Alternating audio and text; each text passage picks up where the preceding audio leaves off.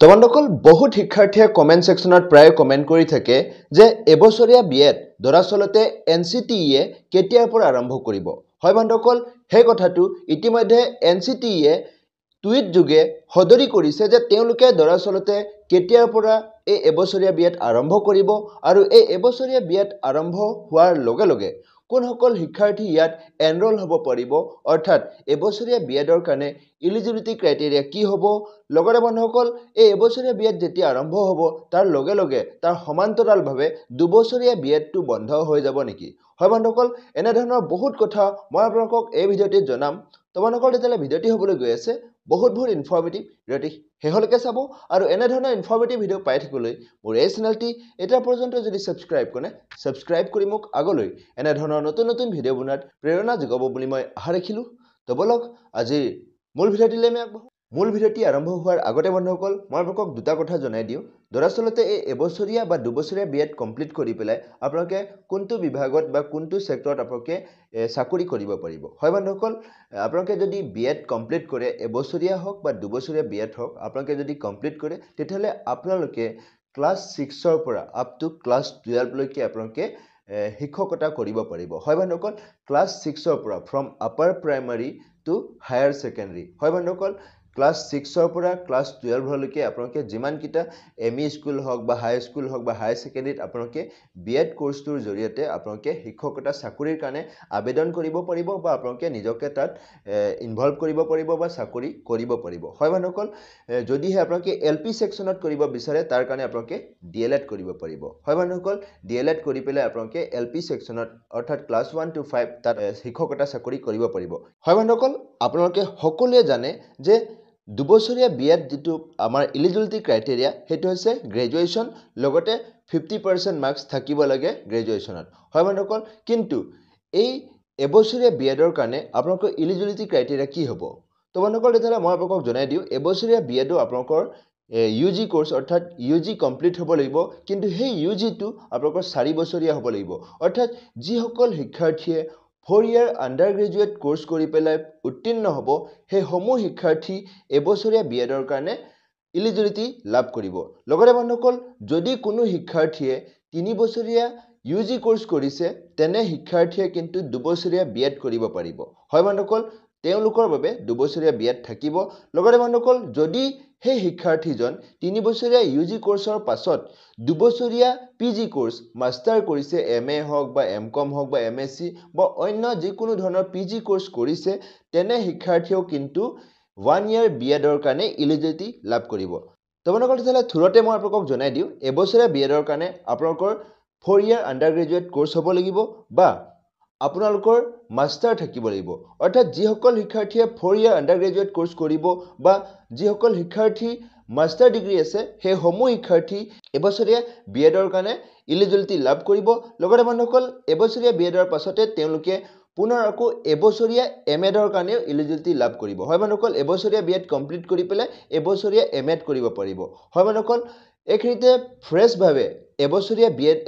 বিএডৰ কাৰণে আপোনালোকে কেনে ধৰণে এলিজিবিলিটি লাভ কৰিব হেতু গম পালে তাৰ সমান্তৰালকৈ বন্ধুসকল মই আপোনালোকক জনাই দিওঁ যে এমএডৰ কাৰণে এলিজিবিলিটি ক্ৰাইটেৰিয়া কি হ'ব। হয় বন্ধুসকল একে থাকিব এমএডৰ কাৰণে যিসকল শিক্ষাৰ্থীয়ে অলৰেডি বিএড কৰিছে সেই সমূহ শিক্ষাৰ্থী 1 year এমএডৰ কাৰণে এলিজিবিলিটি লাভ কৰিব যদি সেই শিক্ষাৰ্থীজনৰ মাস্টাৰ ডিগ্ৰী আছে। হয় বন্ধুসকল এনে আমি নৰ্মেল যেটো দুবছৰীয়া বিএড কৰো তাত আপোনালোকৰ কি হয় দুবছৰীয়া বিএড কৰিবলৈ আপোনালোকৰ গ্ৰেজুৱেচন লাগিব আৰু লগতে দুবছৰীয়া বিএড কৰিব পাৰিব কিন্তু ইয়াত আপোনালোকে দুবছৰীয়া বিএড কৰাৰ পাছতহে আপোনালোকে এবছৰীয়া এমএড কৰিব পাৰিব। কিন্তু বন্ধুসকল যিসকল শিক্ষাৰ্থীয়ে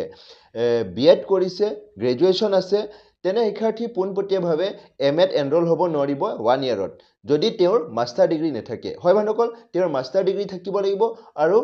দুবছৰীয়া বিএড কৰিব লাগিব তেতিয়াহে তেওঁ 1 year এমএডৰ কাৰণে ফ্ৰেছ ভাৱে এডমিশন ল'ব পাৰিব। আনহাতে যদি এবছৰীয়া বিএড কৰি পেলাই তেওঁ এবছৰীয়া এমএডত এনৰোল হ'ব বিচাৰে তেতিয়াহ'লে তেওঁ এলিজিবিলিটি লাভ কৰিব। হয় বন্ধুসকল ইতিমধ্যে মই আপোনালোকক ক্লিয়াৰ কৰি দিছো যে এবছৰীয়া বিএডৰ কাৰণে কোনসকল শিক্ষাৰ্থী এলিজিবিলিটি লাভ কৰিব বা এবছৰীয়া এমএডৰ কাৰণে কোনসকল শিক্ষাৰ্থী এলিজিবিলিটি লাভ কৰিব।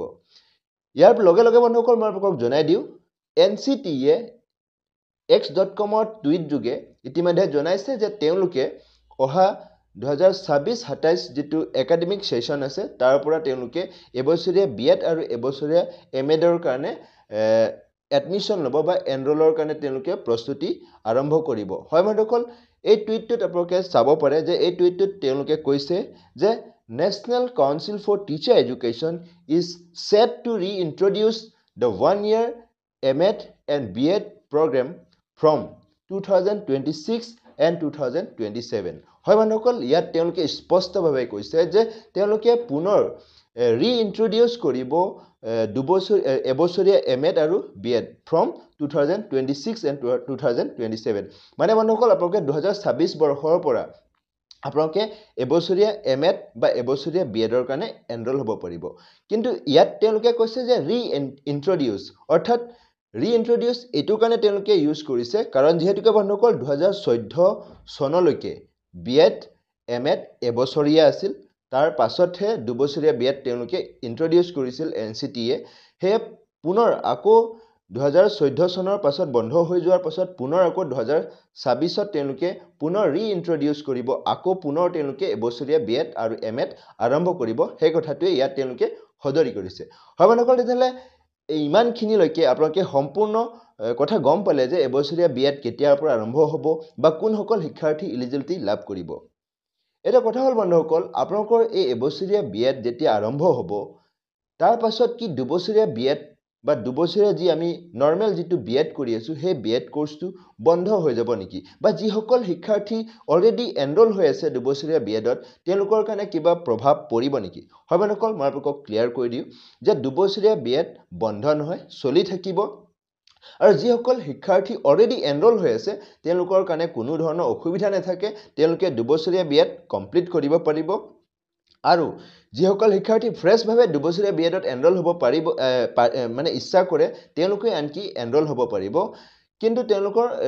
মানে ইয়াত কি হৈছে দুবছৰীয়া বিএডটো সেই সকল শিক্ষাৰ্থীৰ কাৰণে খোলা থাকিব যি সকল শিক্ষাৰ্থী 3 বছৰীয়া ইউজি কোৰ্স কৰিছে হয় বন্ধুসকল যি সকল শিক্ষাৰ্থী